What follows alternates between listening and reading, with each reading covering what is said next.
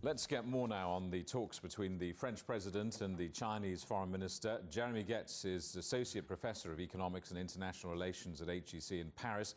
I asked him what France wanted out of Friday's meeting. France sees itself as a natural leader of the European Union.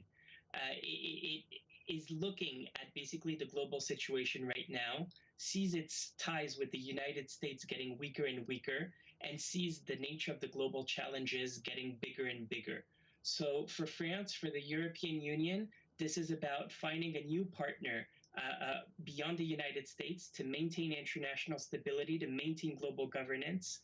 I think that in China, the Europeans, and France in particular, they feel they have the right kind of partner. Now everything depends on the ability of both parties to find compromises with each other.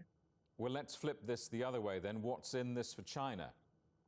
I think it's a little bit of a similar story. President Xi has said multiple times that he values very much international stability. In his eyes, globalization has allowed to lift huge amounts, a lot of people out of poverty, including in China. And this means that for China, you also need a partner to basically preserve international stability and governance. The United States has made it clear at this point that they're not interested in investing so much energy and resources. So right now, the burden lies in Brussels and in Beijing. And I think China might find a useful partner in the European Union to reach its global goals of stability and preserving the international governance system. So France today, it's Germany next on this whistle-stop tour of Europe. What can we expect?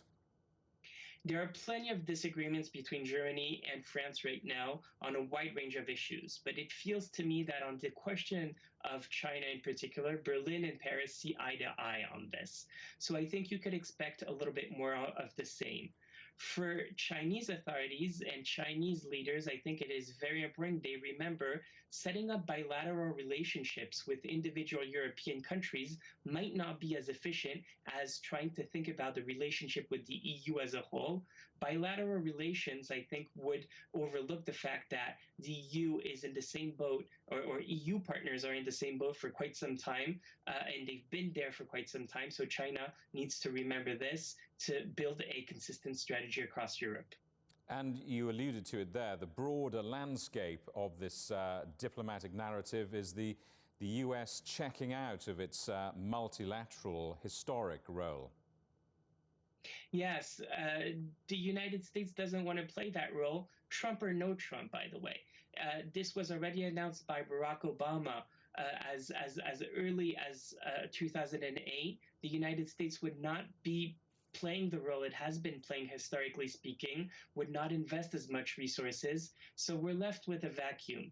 I think that many people in China fear what some might call the G0 world, meaning when there is no leader in the world to preserve global governance. So they've basically tried to invest a little bit more in this, but it feels like a task that no country in particular can undertake alone. So this makes this relationship between China and the European Union all the more so critical.